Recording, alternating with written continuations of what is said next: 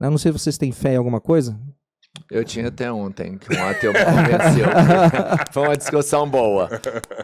Eu acredito que o que quer que seja a inteligência, Deus, o Supremo, qualquer que seja, deixou pra gente algumas marcas dessa verdade, que a gente, de um modo muito humanamente imperfeito, a gente consegue dar uma tradução um pouco equivocada dela, mas que se aproxima do que seria a verdade. Mas a gente nunca vai chegar lá. Não tem jeito. Não quer dizer que a verdade não exista. Lembra Carl Sagan? A ausência de uma evidência não é uma evidência da ausência. O fato de eu não conseguir chegar na verdade não significa que a verdade não exista.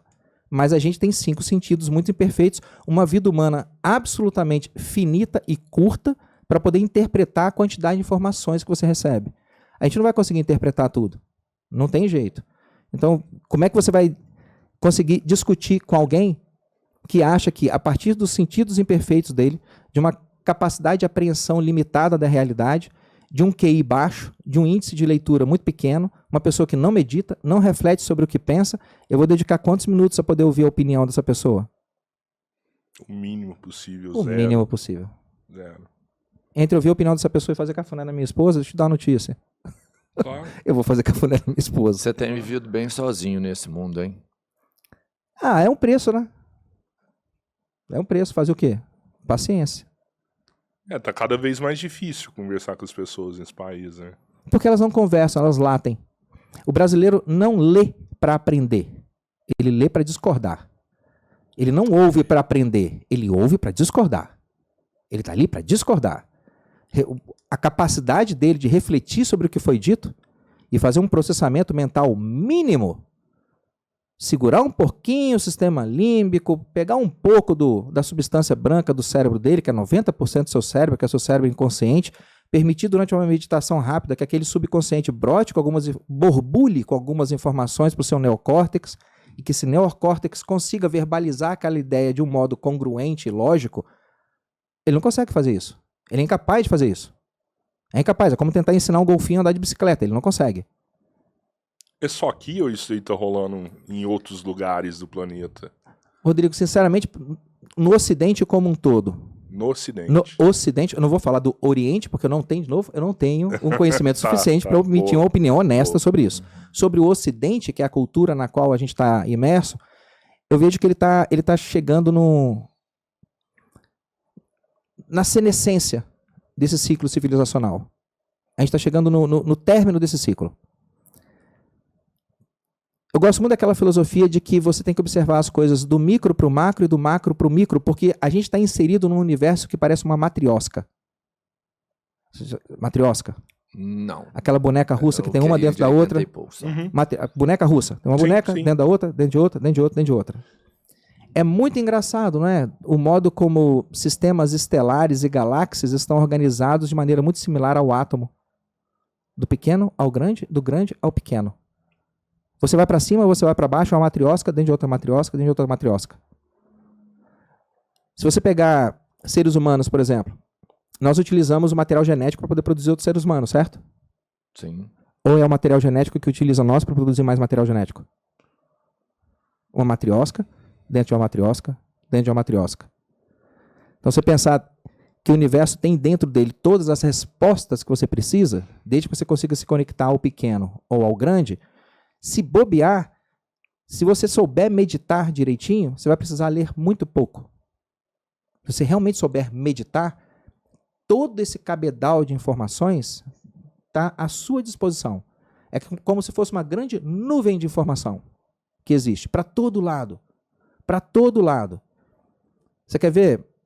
Defina ser vivo para mim, dentro do que a gente aprendeu na escola. Putz, ser vivo... É um bicho que nasce, cresce, reproduz, envelhece e morre. Tá. Lembra? Quinta série.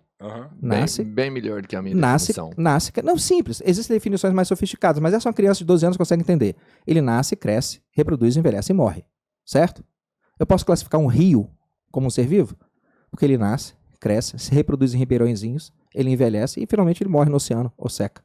Eu posso classificar uma nuvem como um ser vivo? Porque a nuvem nasce, cresce, ela se divide em menores, né?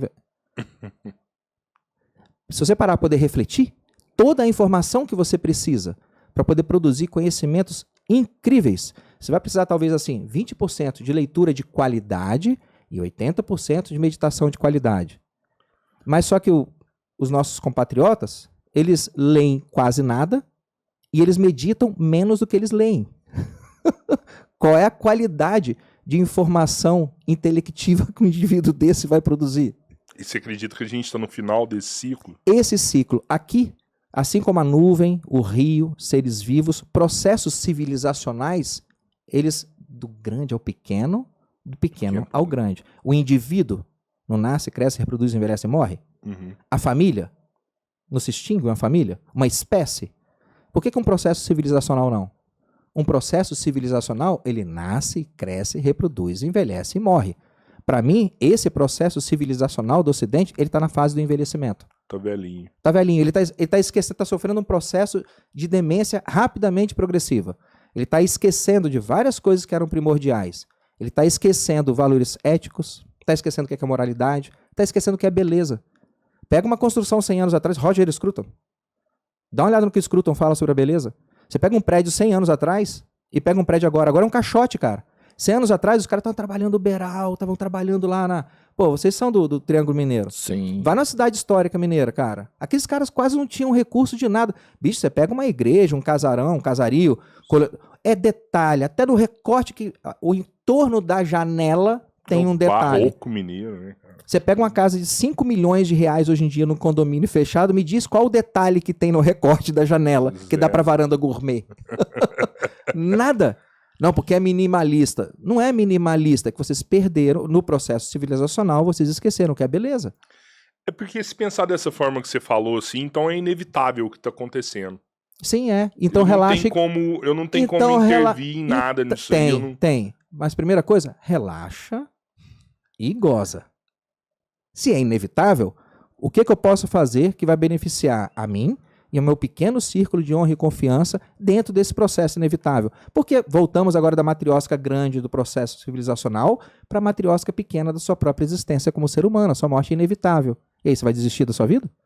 Não, vou tentar torná-lo o melhor possível dentro desse intervalo. Eu não escolhi como vim, você não escolheu seu pai, não escolheu sua mãe.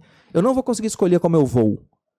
Você pode tentar um suicídio, Deus me livre aí, e acordar no UTI com uma dor desgraçada no pescoço porque a corda partiu. Por causa 2 metros de altura pesa quantos arroba?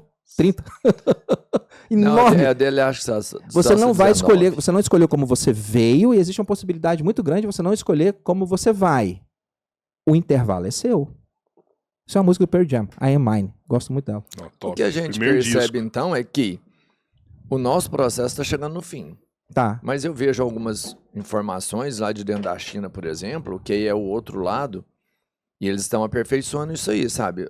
O moleque lá está estudando mais, está tendo mais conceito, está tendo mais conceitos morais, princípios e alguns valores bem diferentes do que a gente tem aqui. Tudo bem que sobre um espectro dominatório total, o que faz você ficar reduzido dentro do seu espectro. Tá melhorando o redor deles, né? Mas eles estão sendo melhorados. Mas eu não tô falando automaticamente que eles não vão dominar esse resto? Então, eu não estou falando que o nosso processo civilizacional vai ser substituído por algum processo colonizador que vai vir de algum outro lugar. Da Pérsia, do Islã, isso vai acontecer do chinês. naturalmente. Não, eu não estou falando que vai vir. Se a gente fosse apostar, sim, eu apostaria que iria. Uhum. Muito mais por causa da taxa de fecundidade que a gente tem do que por causa exatamente do processo civilizacional. O processo civilizacional, vamos botar aqui, do nosso país, do Brasil, de repente ele vai durar mais uns 200 anos, 300 anos. Vamos dizer, em nome, conta de padaria, igual você falou. Isso. Vamos dizer que em 300 anos esse processo se esgota. Uhum. Eu acho que não vai precisar, porque não vai ter brasileiro aqui suficiente daqui a 300 anos. Sabe aquela história que a gente tem uma lei, na medicina tem a lei dos 80%. 80% dos pacientes com 80 anos de idade têm um carcinoma in situ na próstata. Isso é dado de autópsia. 80% dos caras que têm 80 anos têm câncer na próstata. Ele pode ser miudinho, carcinoma in situ, e pode ser um câncer grande. Mas, via de regra, você faz absolutamente nada para esses caras. Se o cara teve um primeiro diagnóstico de câncer na próstata, vovô, papai, 80 anos, PSA dele subiu 80 anos, cara. PSA sempre foi baixinho, deu uma subida, foi no médico, fez a ressonância, tinha um nódulo, fez a biópsia, estava lá, pequenininho ainda, metade da unha de um dedinho, mas é câncer. E aí, doutor Alessandro, o que faz? Absolutamente nada. Aproveita, velho. Nada. Não, porque esse câncer vai levar uns 15 a 20 anos para matá-lo. A taxa de turnover celular desse cara é muito pequena. Até para produzir célula neoplásica nova, ele é lento. Caraca, velho. É por isso que a pele do idoso é frágil. Por quê? Porque o turnover celular é baixo. Aquela pele descama, vai embora e a pele não consegue formar células novas. Então a pele vai enrugando com pouco colágeno, pouca gordura subcutânea. Esse câncer não vai crescer dentro dele ali. Até esse Vai, câncer conseguir metastizar e gerar algum tipo de lesão à morte do cara, vai levar o quê? 15, 20 anos? Estatisticamente, Ele vovô vai antes. morrer com 90 de diarreia, queda, atropelado por uma bicicleta. Ele vai morrer com o câncer, mas não vai morrer do câncer.